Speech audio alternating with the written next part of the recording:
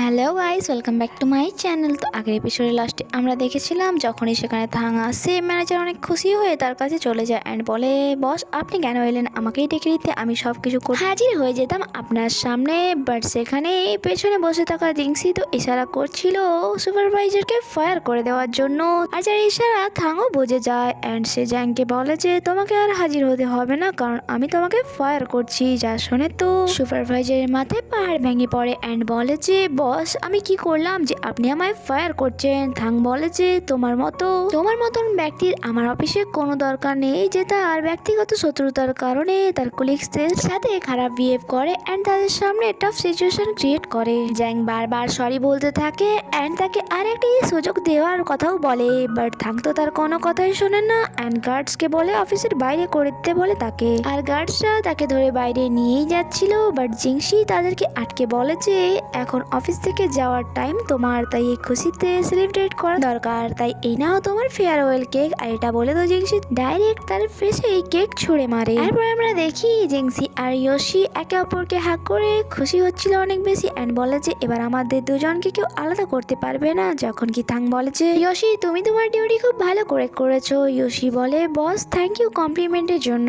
আর সেখানে দাঁড়িয়ে থাকা জিংসি যা তো কিছুই মাথায় ঢুকছিল না অ্যান্ড আমাদেরকে একটু বলেছিল। আর প্রেজেন্ট টাইমে এইসব জানতে পেরে জিংসি বুঝতে পারে যে তাকে যদি কেউ ভালো করে বোঝে সেটা ইয়োশি নয় বরং থাং। নেক্সট সিনে আমরা জিংসিকে তার 3 স্টেপ ব্রাদারের সাথে বাসায় দেখি, যেখানে জিংসি তাদেরকে তার পার্পল কালারের ব্যাক কভার দেখাচ্ছিল যে দেখো এটা কত সুন্দর। থাং বলে যে তার মানে তুমি পার্পল কালার পছন্দ করো, তাহলে তো তোমাকে আমার কিছু গিফট দেওয়া দরকার। এটা বলে সে তাকে পার্পল কালার কি ধরিয়ে বলে যে এই নাও পার্পল কালার ল্যাম্বরগিনি। যা শুনে তো জিংসি অনেক বেশি শকড হয়েছে আর বলে এটা তো অনেক বেশি এক্সপেন্সিভ হবে তাই না। থাং তাকে নর্মাল ভাবে আনসার দেয় জাস্ট 1 মিলিয়ন। যা শুনে জিংসি বলে 1 মিলিয়ন, আর এটা তোমার জাস্ট মনে হচ্ছে, তোমার এইসব ফালতু জিনিসে টাকা খরচা করা উচিত নয়, এভাবে তো সমস্ত জমানো টাকা তাড়াতাড়ি শেষ হয়ে যাবে। আর তার এই কথা শুনে জুট্যাং আর হাউ যেন তার উপর হাসছিল। জিংসি বলে যে আমি এমন কি হাসির বললাম যে তোমরা দুজন হাসছো।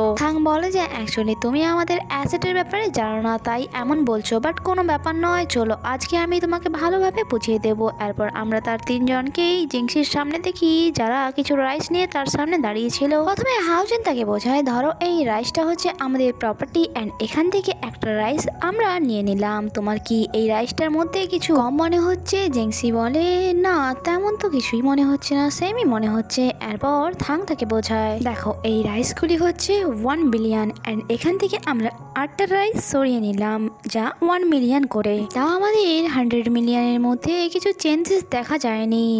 জিংসি এইসব দেখছিল বাট তার কিছুই মাথায় ঢুকছিল না। আর সে ভাবে 1 বিলিয়ন দেখার কি দরকার যখন 8 মিলিয়নও তো কম নয়। আর তখনই জুট্যাং বলে ভাইয়া জিংসি এত টাকা কখনো একসাথে দেখেনি, সেই জন্য এইসব তার মাথায় দিয়ে যাচ্ছে।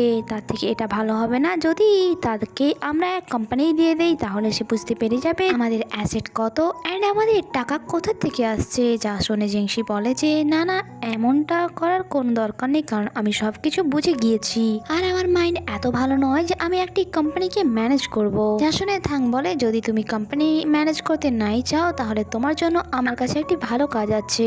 আমাদের কোম্পানিতে এক লাইভ স্ট্রিমিং এর দরকার, আর যার জন্য 1000-এর থেকেও বেশি লোক তার সিভি সাবমিট করিয়েছে, তাই আমি চাই এদের মধ্যে তুমি কোনো একজনকে এই কাজের জন্য সিলেক্ট করো। জিংসি বলে যে এই সামান্য জব পাওয়ার জন্য এত লোক সিভি সাবমিট করেছে। থাং বলে যে কারণ এই জবের স্টার্টিং স্যালারি 1 মিলিয়ন থেকে শুরু হচ্ছে। যা শুনে জিংসি শকড হয়ে যায় যে এই সামান্য জবের জন্য আমাদের কোম্পানি এক এমপ্লয়কে এত টাকা স্যালারি দিচ্ছে। এরপর সে লাইভ স্ট্রিমিং এর জন্য একজন ক্যান্ডিডেটকে চুজ করে যে তার ওল্ড ক্লাস ফেলো ছিল। বলে তাহলে ঠিক আছে, কাল আমরা 3 ব্রাদার সুইজারল্যান্ড যাচ্ছি এক দরকারি মিটিং এর জন্য, আর তোমাকে কালকে অ্যাক্টিং প্রেসিডেন্ট হয়ে সাইনিং সেরিমনি ডিল করতে হবে। জিংসি তো এই কাজটি তেমন কিছু বড় মনে হচ্ছিল না, তাই সে বলে ঠিক আছে আপনারা চিন্তা করবেন, আমি খুব ভালোভাবে এটা হ্যান্ডেল করব। তার 3 স্টেপ ব্রাদার সেখান থেকে চলে যাওয়ার পর সে জাওমির ফটো দেখে বলছিল অনেকদিন পর আবার আমাদের দেখা হবে অ্যান্ড এখানে এই এপিসোডই শেষ হয়। আগে কি হয় তা জানতে স্টে কানেক্টেড, বাই বাই।